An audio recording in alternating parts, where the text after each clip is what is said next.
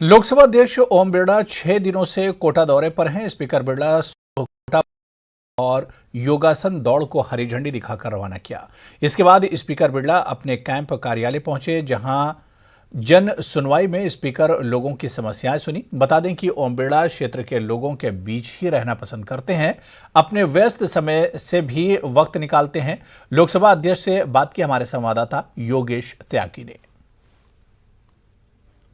लोकसभा अध्यक्ष ओम बिरला कोटा दौरे पर हैं। 6 दिवसीय दौरे पर ओम बिरला कोटा पहुंचे हैं। आज सुबह ट्रेन से स्पीकर बिरला कोटा पहुंचे और कोटा को दौड़ा दिया। कोटा में दौड़ का आयोजन आज होना था, जो कि 6:30 बजे ओम बिरला ने हरी झंडी दिखाकर किया।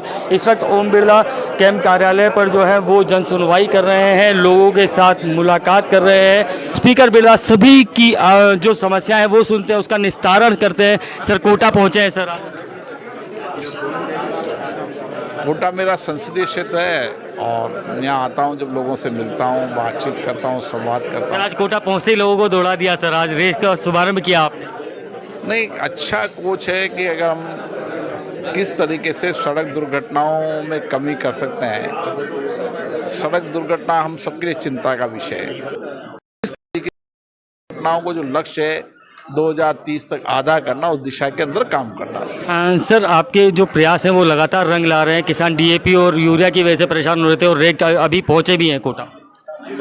यूरिया की एकदम डिमांड पूरे देश में आने से कुछ समस्याएं पैदा हुई, लेकिन कमी कुछ नहीं है।